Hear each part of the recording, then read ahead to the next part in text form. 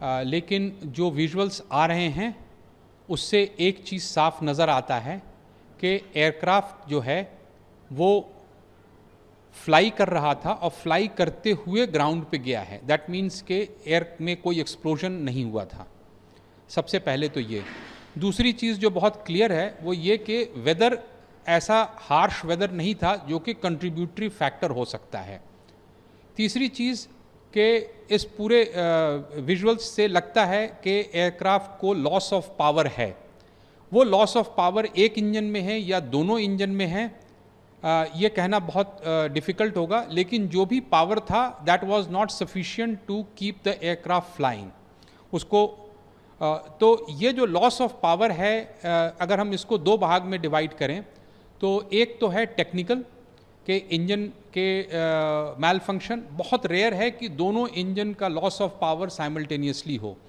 दूसरा है जैसा कि वो हडसन रिवर वाले में हुआ था, loss of power on both engines हुआ था, but that was due to bird strike के वजह से हुआ था। दोनों इंजन लॉस हो गए थे। ये इंजन एयरबस 320 से बहुत बड़ा है और बर्ड हिट से भी दोनों इंजन का स्ट्रेट अवे एक साथ ख़त्म होना in 1 minute duration is very rare. So it's very difficult to say कि टेक्निकल फॉल्ट ऐसा क्या हो सकता है जो कि दोनों इंजन के पावर को लॉस करेगा। क्या इतने बड़े बर्ड एक्टिविटी वहाँ पर थे? वैसे अहमदाबाद एयरपोर्ट में बर्ड्स बहुत हैं, लेकिन क्या वो इतने ज़्यादा थे कि एयरबस बोइंग 787 जैसे जहाज़ के दोनों इंजन को एक साथ ख़त्म कर सकता है? Quite unlikely, but that is one of the possibility. अभी खबर ये है कि पायलट ने मेडे कॉल दिया था। इसका मतलब ये है कि जो भी फेलियर था वो पायलट के कॉकपिट में दिखा था। अगर वो दिखा था दैट मीन्स कि वो टेक्निकली उसमें वो फॉल्ट नज़र आया और उसको ये लोग कॉम्बैट करते हुए एयरबॉर्न हुए। जो चीज़ मुझे नहीं समझ में आ रही है कि उनका लैंडिंग गियर क्यों डाउन था और क्या फ्लैप्स के पोजीशन वही थे जिस पे कि परफॉर्मेंस कैलकुलेट किया गया था। फ्लैप्स एक विंग्स के पीछे में एक डिवाइस होता है जो कि लिफ्ट को बढ़ाता है। तो जब एयरक्राफ्ट टेक ऑफ करता है तो उसका फ्लैप्स टेक ऑफ पे होता है, लैंडिंग गियर डाउन होता है। जैसे ही एयरबॉर्न होता है तो लैंडिंग गियर को अप किया जाता है। वो 30 से 50 फीट के ऊपर में लैंडिंग गियर को अप करने की कार्यवाही 50 फीट से ऊपर से शुरू हो जाती है। और इस केस में लैंडिंग गियर डाउन है। पॉसिबिलिटी के एयरक्राफ्ट का engine power loss was detected before hand. अब टेक्निकल फॉल्ट के साथ अगर कोई मिक्सअप ऑफ पायलट एक्शन हुआ है कॉकपिट में तो वो CVR और FDR ही बताएगा। लेकिन विजिबली जो नज़र आ रहा है, पायलट इन कमांड जो कंट्रोल पे थे वो एयरक्राफ्ट के नोज को पिच कर रहा है ऊपर की तरफ to control the flight from descending और कंटिन्यू क्लाइंबिंग। ये दोनों ही चीज़ नहीं हो पा रहा था। इसकी वजह तो ये है कि सफिशिएंट पावर नहीं था या उस फ्लाइट कन्फिग्रेशन के लिए सफिशिएंट एयर स्पीड नहीं था।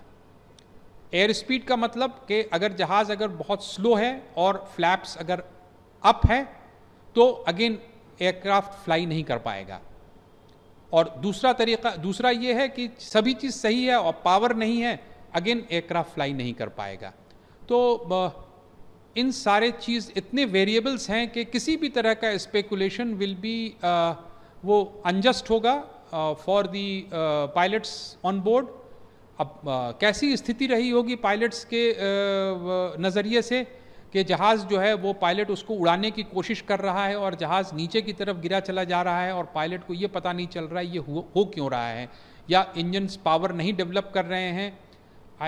इट इज़ अ वेरी बहुत ही डिफ़िकल्ट सिनेरियो है इस चीज़ को गेस करना, ठीक है। लेकिन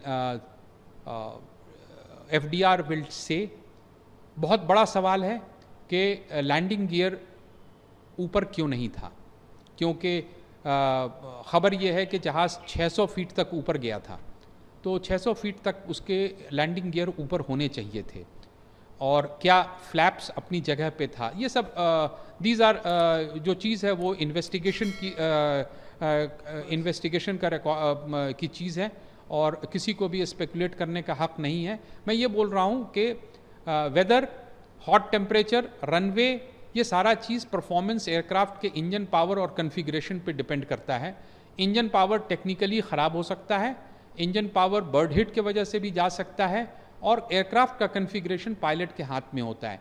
क्या एक प्रॉब्लम था या मल्टीपल प्रॉब्लम था, अभी कोई कुछ नहीं कहा जा सकता। फ्लाइट ड्यूरेशन के हिसाब से फ्यूल कैलकुलेट करके फ्यूल ऑन बोर्ड लिया जाता है, और फ्यूल इतने 8-9 घंटे की फ़्लाइट के लिए 80-90 टन फ्यूल जो लिया जाएगा, उसके ये जहाज़ उसके लिए फुल्ली कैपेबल है। सिंगल इंजन एयरक्राफ्ट पे भी टेक ऑफ करने के लिए कैपेबल है। यहाँ पे मल्टीपल प्रॉब्लम्स हुए होंगे, सिर्फ एक इंजन के फेल होने से 787 या 737 या एयरबस 320 या कोई भी पैसेंजर एयरक्राफ्ट क्रैश नहीं करता है। सो इट इज़ ये फ्यूल ऑब्वियसली जाहिर है, इतना बड़ा इतना डिस्टेंस है तो फ्यूल ज़्यादा लिया गया होगा, और फ्यूल ज़्यादा नहीं रिक्वायर्ड होता है ज़्यादा, तो उसी के हिसाब से लिया गया है। ग्राउंड से कोई असिस्टेंस नहीं मिल सकता था, एक्सेप्ट कि ग्राउंड फोरवार्न कर सकता था अगर जो बर्ड हिट का केस है। ये ग्राउंड्स में ऑब्जर्वर्स होते हैं, वो बोलते हैं कि आप अभी टेक ऑफ नहीं करें, अभी बर्ड्स हैं टेक ऑफ पाथ पे। अगर उसके अलावा ग्राउंड कोई असिस्टेंस नहीं दे सकता था, ये बात तो बिल्कुल क्लियर है। दूसरी चीज़, पायलट से चूक हुई थी या नहीं हुई थी, it is very difficult to say, and it will be wrong to say at this part at this time. Number 3, power failure था या एयरक्राफ्ट कन्फिग्रेशन मिसमैच था, very difficult to say, FDR बोल सकता है। डेफिनेटली वेदर कंट्रीब्यूटरी फैक्टर नहीं था। हाँ, hot temperature होने के वजह से परफॉर्मेंस थोड़ा डिग्रेड होता है, but they all cater for it. It is not, ये ऐसी चीज़ नहीं है जिसके वजह से एक्सीडेंट हो जाता है। तो ना फ्यूल, ना एयरक्राफ्ट, ना टेक्नोलॉजी, एवरीथिंग इज़ गुड। ये वेदर भी सही था, तो काफ़ी बैफलिंग है कि लॉस ऑफ पावर था and aircraft, why aircraft was not able to maintain a climbing path. मेरे याद से इससे बड़ी दुर्घटना ऑन टेक ऑफ लेग और कोई दूसरा तो है नहीं, और एयरबस ये बोइंग 787 के लिए भी ये सबसे बड़ी दुर्घटना है, और ऑब्वियसली ये टेक ऑफ के बाद हुआ है, तो ज़मीन पर भी बहुत सारे लोगों का जान माल गया है। तो मेरे हिसाब से इससे दुखद और इससे बड़ी घटना लास्ट डिकेड में तो नज़र नहीं आती है। इन्वेस्टिगेशन सारे एंगल्स को देखेगा, लेकिन जो विजुअल्स आप हमें दिखा रहे हैं उसमें किसी भी तरह का इस तरह का बैटरी एक्सप्लोजन वगैरह कोई चीज़ नज़र नहीं आता है, और उससे एयरक्राफ्ट के पावर लॉस से कोई सरोकार नहीं है।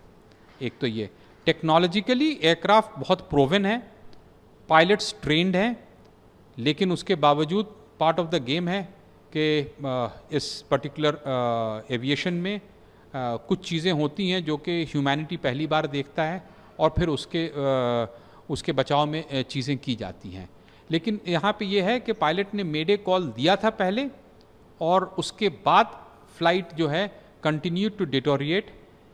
क्या मेडे कॉल करने के बाद there have been few more mistakes, because it is likelihood when as a pilot seated in the cockpit आप देख रहे हैं कि एयरक्राफ्ट जो है वो फ्लाइबल नहीं है, तो क्या आप वही एक्शन करते हैं जो कि उस वक्त करना चाहिए या नहीं करना चाहिए? Subject of investigation, and it is very difficult to comment कि क्या सही है और क्या गलत उस वक्त हुआ था, अनलेस आपके पास DFDR, CVR